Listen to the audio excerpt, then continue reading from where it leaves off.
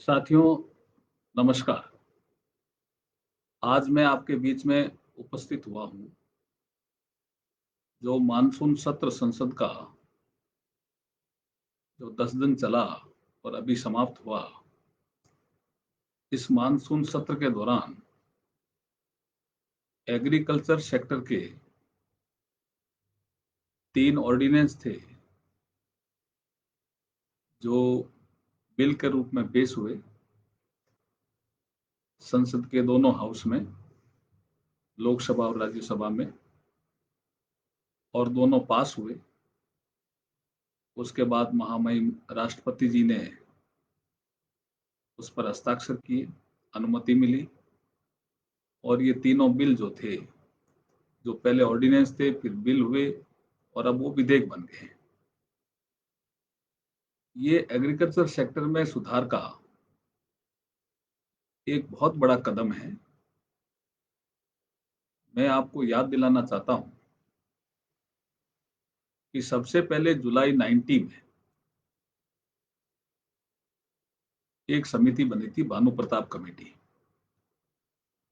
जुलाई 90 में वीपी सिंह जी प्रधानमंत्री थे और हरियाणा के बहुत लोकप्रिय नेता चौधरी देवीलाल जी कृषि मंत्री और उप प्रधानमंत्री हुआ करते थे।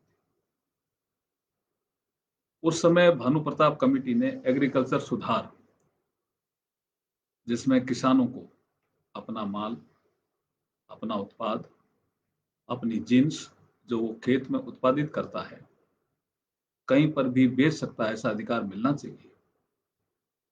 एपीएमसी की बंदिश किसानों पर नहीं होनी चाहिए। ये उस समय भी प्रस्ताव आया था, लेकिन वीपी सिंह जी की सरकार ज्यादा समय तक रह नहीं सकी। उसके बाद 91 में कांग्रेस की सरकार आई और उदारवाद, सुधारवाद के नाम पर उन्होंने अपना चेहरा बदला और लिबरलाइजेशन, प्राइवेटाइजेशन, ग्लोबलाइजेशन, ऐसे नारे 91 में चले। और आपने देखा होगा उस समय जो मनमोहन सिंह जी थे, ये वित्त मंत्री हुआ करते थे। लेकिन कई सेक्टरों में सुधार हुआ। इंडस्ट्रियल सेक्टर हो गया, इन्वेस्टमेंट सेक्टर हो गया। एक विषय उस समय भी बहुत प्लानिंग आयोग में जोरों से चला था कि पब्लिक इन्वेस्टमेंट सरकारों को कम करना चाहिए और प्राइवेट इन्वेस्टमेंट की ओर बढ़ना चाहिए। तो इन सुधारों की बात होती है तो 91 के सुधार एक मील का पत्थर भारतीय अर्थव्यवस्था में आज भी बने हुए हैं। लेकिन एग्रीकल्चर के सुधार वो नहीं कर पाए और शायद चाहते हुए भी नहीं कर पाए। भानु प्रताप कमेटी की रिपोर्ट तो उनके पास पहले से ही थी।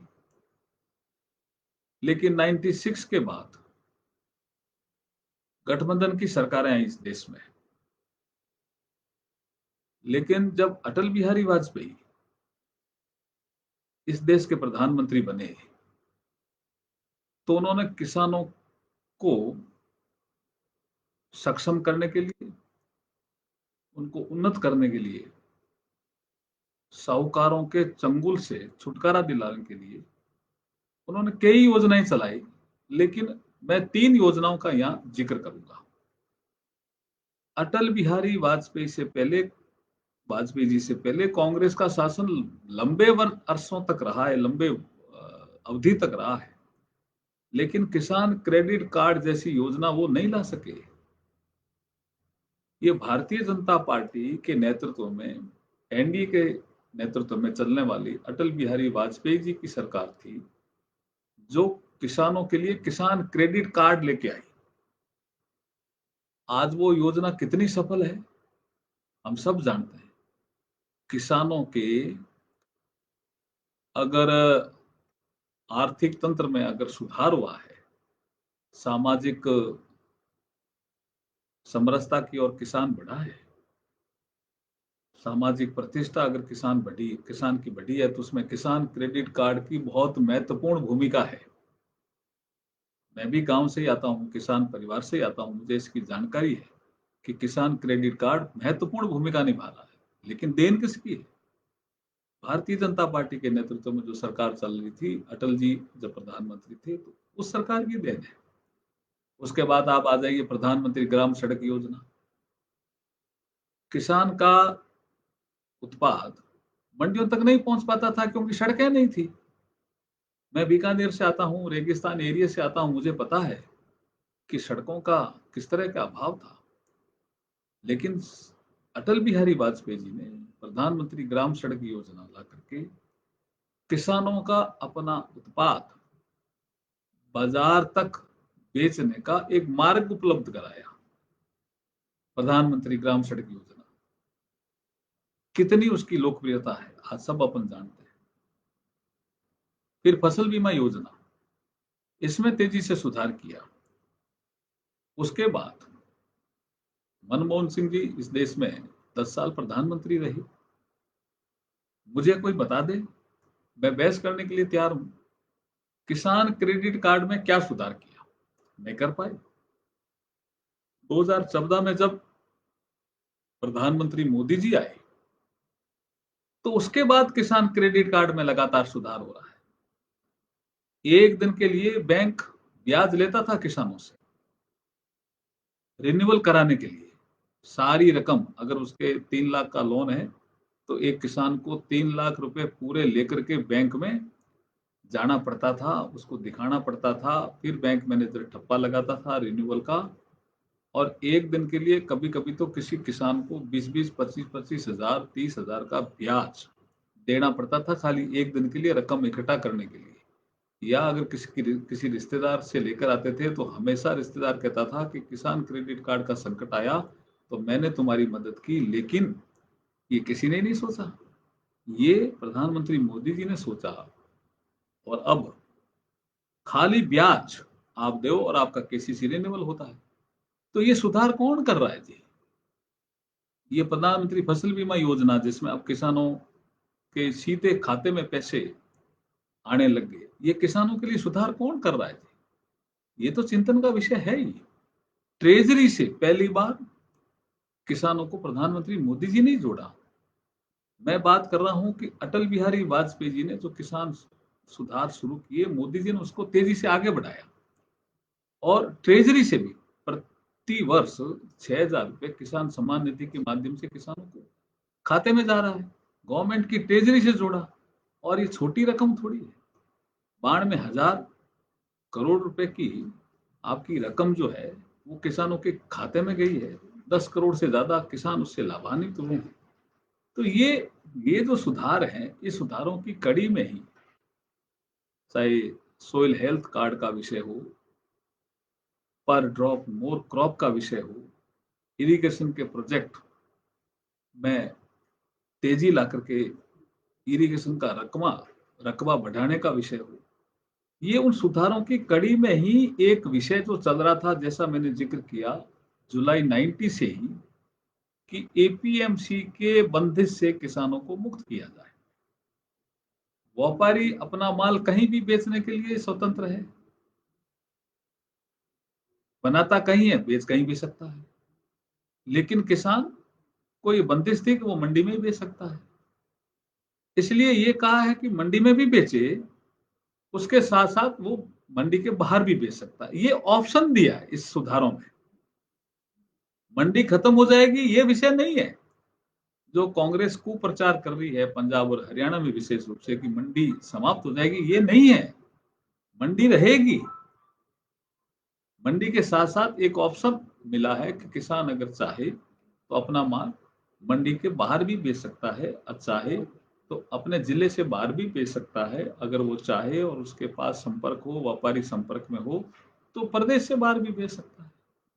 ये जो सुविधा दी है, ये इस रिफॉर्म का मेजर पार्ट है। अब एक भ्रम फैलाया जा रहा है कि एमएसपी समाप्त कर दी जाए।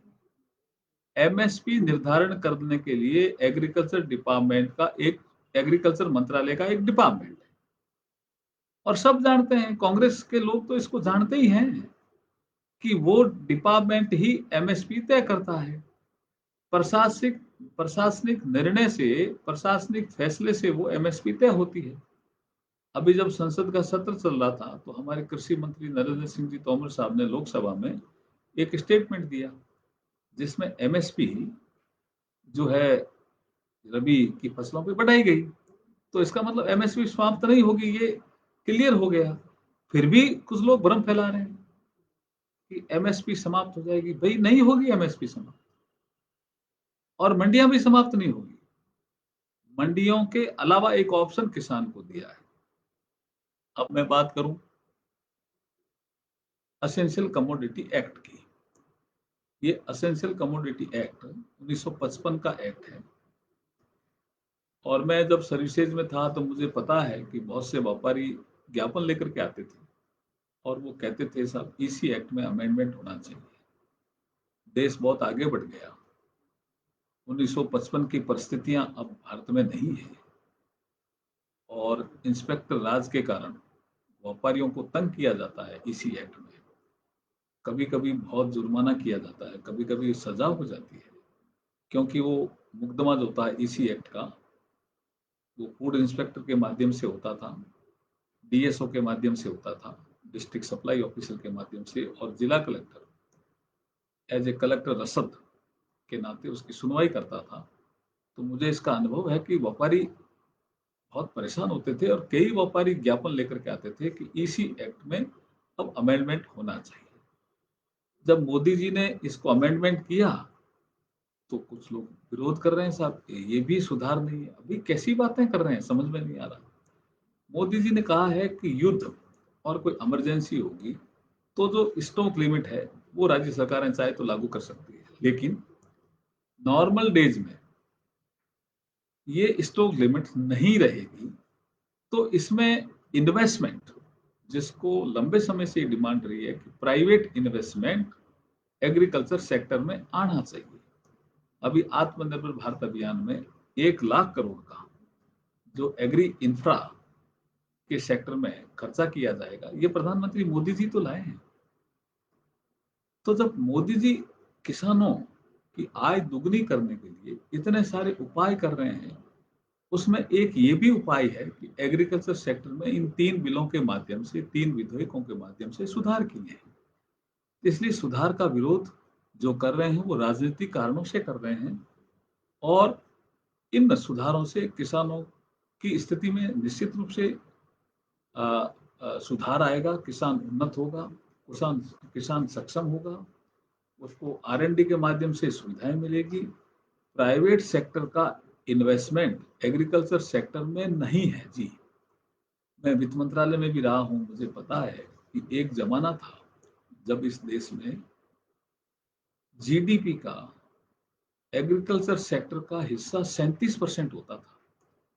टोटल जीडीपी में जो एग्रीकल्चर सेक्टर का हिस्सा था, हिस्सेदारी, वो 37% होती थी, और कांग्रेस का ही शासन उस समय था। फिर ये 37% से घटती क्यों गई थी? अगर उनकी नीतियां ठीक थी तो आपका एग्रीकल्चर सेक्टर का हिस्सा जीडीपी में बढ़ना चाहिए था। कम होते होते ये 15-16% तक आ गया।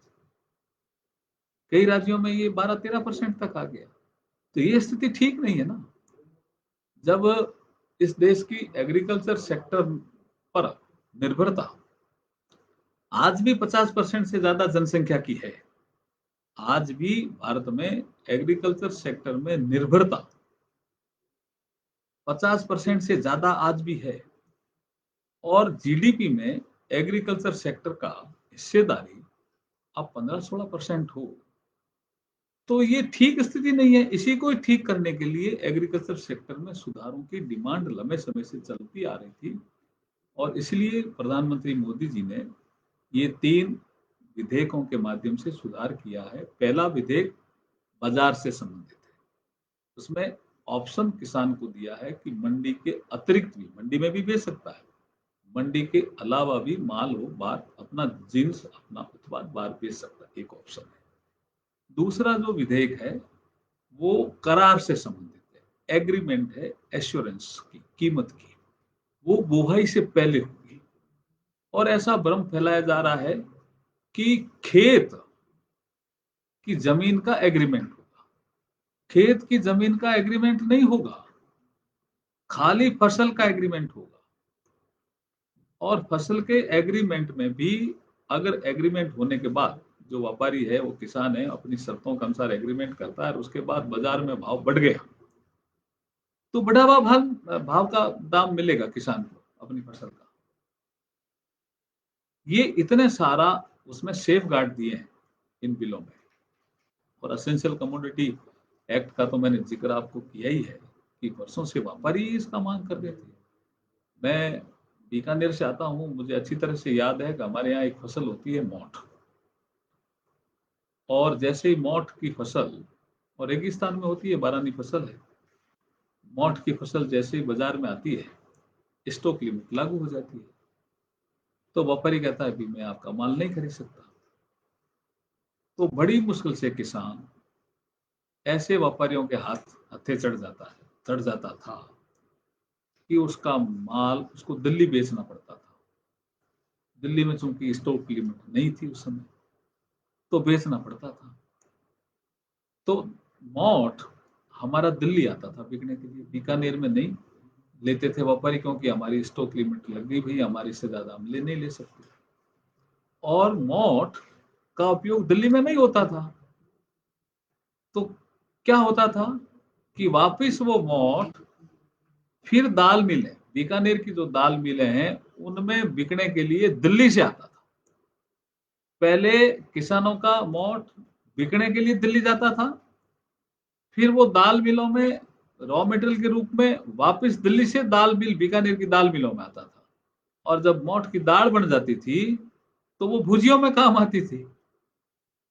तो आप देखिए कितना बड़ा सुधार हुआ है कि अब वो जो किसान का मोठ है, वो बीकानेर में ही बिक जाएगा, बीकानेर की दाल मिलों में ही बिक जाएगा, और वो भुजियों में काम आ जाएगा। तो किसान की इनकम बढ़ेगी कि नहीं बढ़ेगी, भाई ये चिंतन करने का विषय है। इसमें एकदम सीधा साधा उदाहरण दे रहा हूं मैं।